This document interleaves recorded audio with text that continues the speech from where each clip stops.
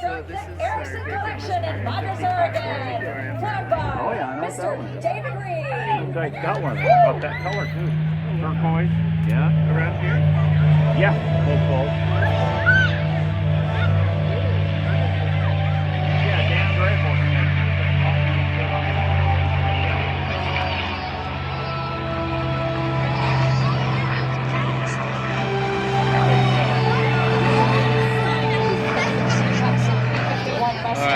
One of the greatest success stories of military aviation. Originally designed for Great Britain, the North American fighter was adopted by the U.S. Army Air Corps and upgraded with the powerful, reliable Rolls-Royce Merlin engine. It also powered the Spitfire in Britain. With altitude, range, and performance, the Merlin Mustang became a world-beating fighter.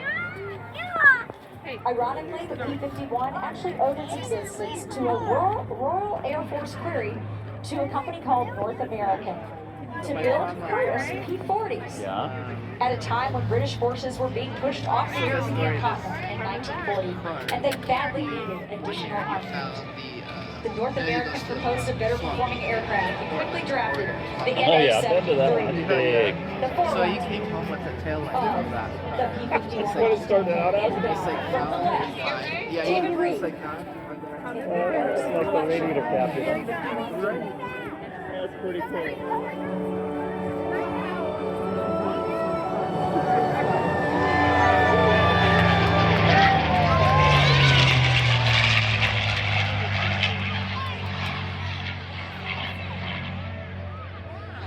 To hang a little rudder in that one. Yeah. Know what I mean? Yeah. Powered engine.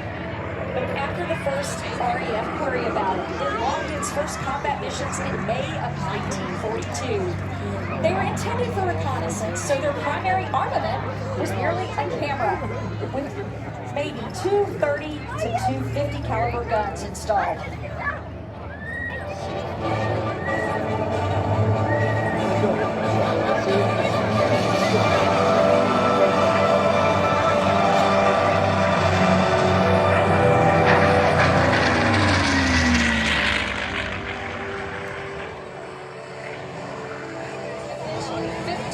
RAF squadrons flew the Allison engine type. Meanwhile, the Army Air Corps in the United States tested what's called the XP-51 and was impressed with its performance, which exceeded the P-39 and P-40 and some marks of the Spitfire in low-level performance.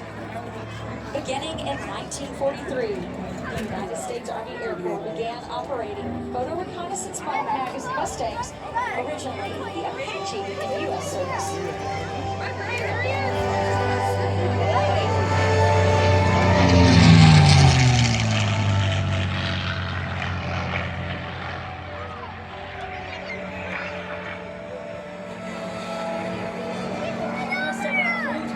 Performance had been noted, and a Merlin-powered XP-51B first flew in late 1942.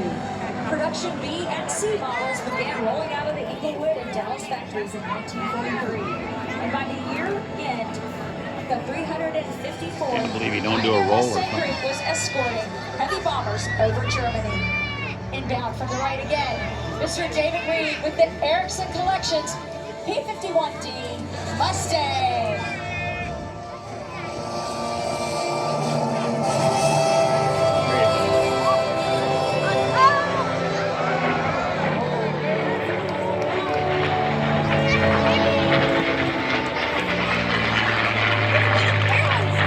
The T model with its 360-degree full vision canopy appeared in March 1944 and replaced the Razorback models by year end.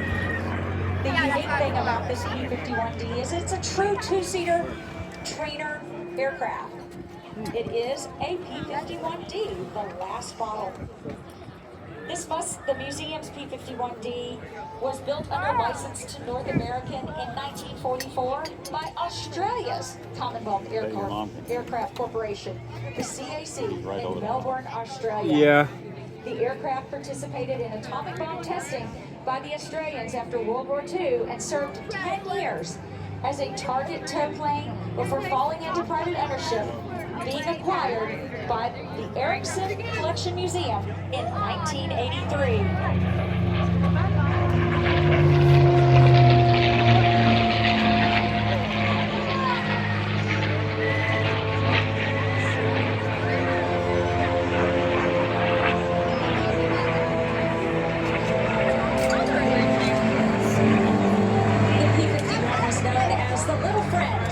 For the bomber squadrons throughout Europe. Once they were introduced, the rate of return for aircraft came down from 20% or up from 20% returning of the bombers to over 80%. I once knew a World War II pilot who told me at the beginning of the day there would be 10 men having breakfast, and at the end of the day there would be only 2 returning for dinner. The P-51, their little friend, helped to bring that number up to 8 returning per day.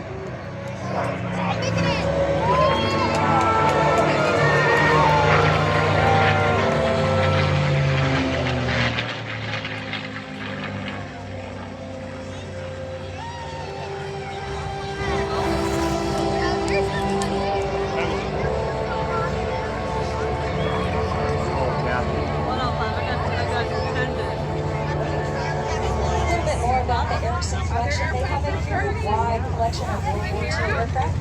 At the end of the show, you will see F-4 Corsair.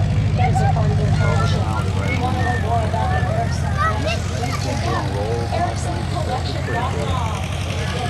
On the left, David Reed. You can probably see him from the house. 51 new Mustang.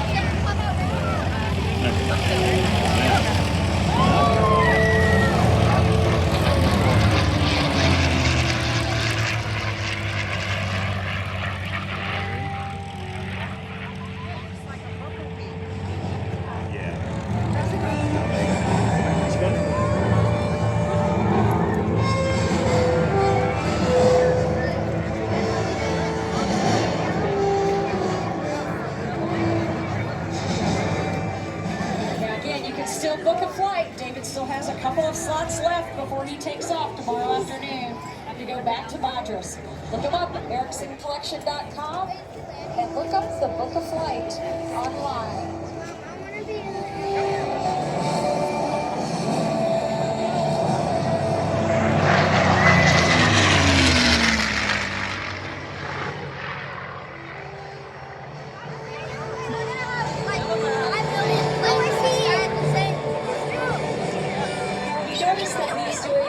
Loops and turns and barrel rolls and things. Those are basic maneuvers that as pilots in the Army Air Corps, in the Royal Air Force, during World War II were actually taught. Our current pilots, fighter pilots, are still taught many of those same maneuvers, just in faster flying jets.